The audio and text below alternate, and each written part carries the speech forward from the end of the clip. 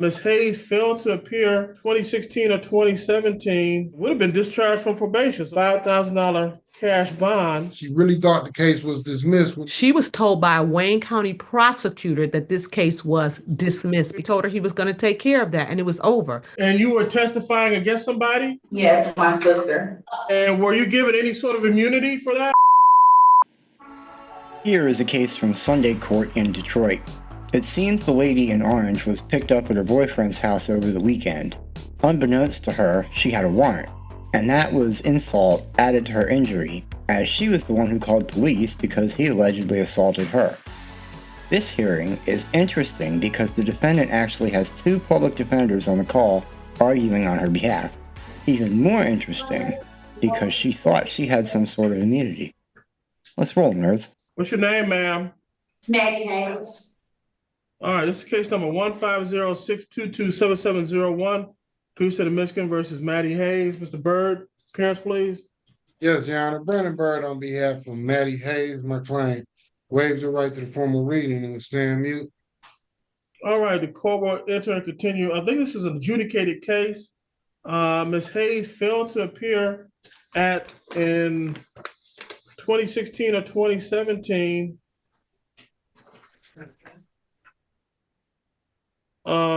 It would have been discharged from probation, so by the probation violation hearing.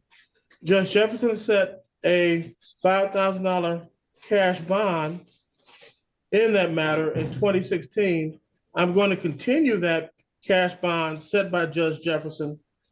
She'll have a bond redetermination hearing on Tuesday, March 18th in front of Chief Judge McConaughey. And then she has a review date in front of Judge Jefferson on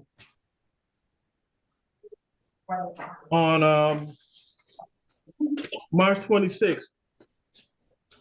Excuse me, permission to speak, Your Honor. Yes, go ahead. In this matter, I believe this should be going to Judge Garrett. And I believe you're correct. You're correct. Judge Garrett, she has to appear in person. This matter was charged as a felony. It was adjudicated to a misdemeanor. And I stand corrected. You're correct, Mr. Byrd. A review date, March 26th, in person in front of Judge Austin Garrett. But because Judge Jefferson set the capias bond, I'm going to keep that bond in place, and she'll have a bond redetermination on Tuesday, March 18th. Is there anything else, Mr. Byrd, for the record? I was just thinking, it's a Judge Garrett case in which because it's a Judge Garrett case and a misdemeanor, even though Judge Jefferson set the bond, you are able to Yes. you're able to turn this into a personal bond if possible. You know? Yes, and I use my discretion. I'm not going to change the can I at bond. least make my record, Your Honor? Go ahead, Mr. Byrd. Just let me make my record. Okay, in this matter, Your Honor, respectfully, we do see our client was shown up to court, in which two of these charges got dismissed. As you said, this has been adjudicated here. And been through the process, Your Honor. My client understands that that she missed court. First of all, if we can mark her file medical, she suffers from different physical and mental issues, which I wouldn't like to put on record, but if we can mark a file medical, that'd be greatly appreciated. She doesn't live with the same complaining witnesses in this matter. And respectfully, Your Honor, we're just gonna ask to give my client a chance. She has 3 children that she needs to get back to. We do see that she has took some steps to handle. We do see that she has took some steps to handle this matter. She really thought the case was dismissed when those 2 charges were dismissed. And sometimes for people that haven't been through the system much, this is the only case that she's ever been adjudicated on. It is difficult to understand when you hear that those 2 charges has been dismissed, and has also been moved to a whole nother courtroom. So she was really confused about the process, Your Honor, and I'm just asking you that you give her a chance and understand that she was confused about the process, especially seeing that she showed up to the rest of those hearings. So you're telling me for the past 8 or 9 years, after she took the plea, and a couple of charges were dismissed, and she pled to an amended offense, and she was on probation, And she thought the case was dismissed? Yes, Your Honor, and especially this is the fact. My client does have some tickets that she needs to clean up. The big reason why I'm mentioning these tickets is because the police pull you over when you get tickets, and one this is another reason why she never was even told about a warrant when she got pulled over, which is usually customary. So Mr. Byrd, that Mr. just shows for the Mr. Byrd, I've got a question. How did she get into custody of DDC today? She was at her current boyfriend's house. Let me see something real quick, y'all. Give me 1 second.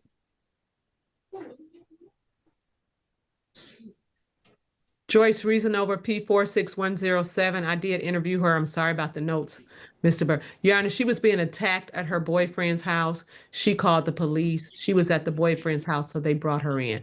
But for the record, just to clarify my notes, Your Honor, she was told by a Wayne County prosecutor that this case was dismissed because she's testified in the criminal matter. After completing all the conditions of probation, according to my client, the only condition was she just did not come back to court. She said the Wayne County prosecutor told her he was going to take care of that and it was over. So she had no idea that this matter was still outstanding. When we were talking to her and interviewing her, she was shocked. She didn't understand it because she knew this matter was dismissed. Ms. Reasonable, are you saying, okay, you're saying the case was dismissed, and I see this case is adjudicated.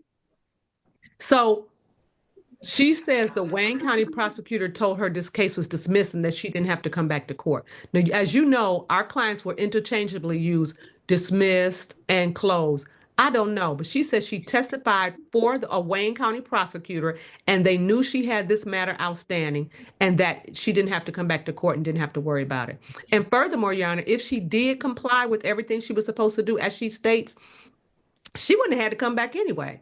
Sometimes that just happens, as you know. Sometimes we have judges who say you don't have to come back, or prosecutors, or probation officers, I'll submit the warrant. But this is not a person who we should be locking up on a case that this is this old.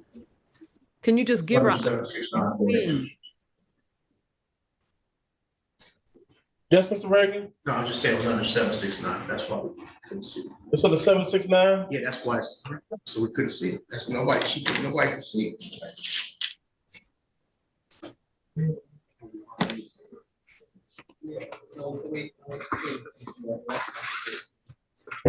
What year was the case she testified in front of?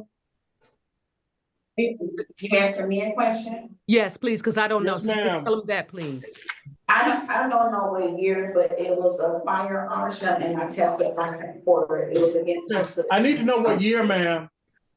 I believe it was 2018, 2019. And you were testifying against somebody? Yes, my sister.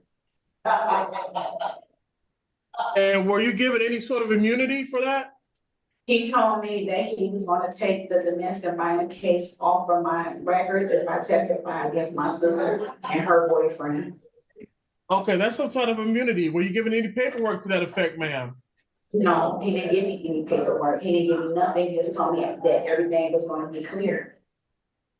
And I don't even drive, Mr. Bennett drive, and then I end up knowing the tickets in my name. Okay, that's enough.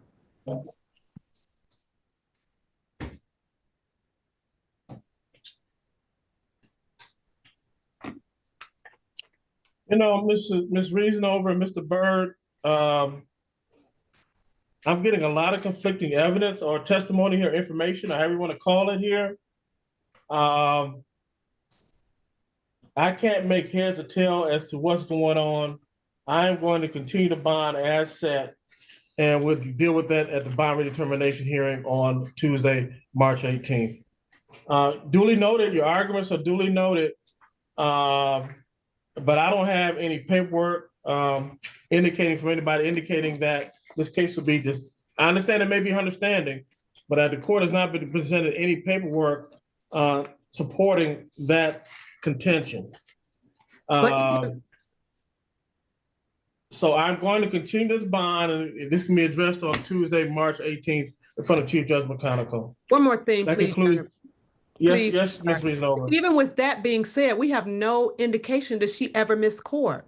So if we have no indication that she ever missed court, why would we think she would have intentionally missed it then after complying with everything? Can you please reconsider, if not, give her a nominal bond of $100 instead of making her stay in jail for all these days?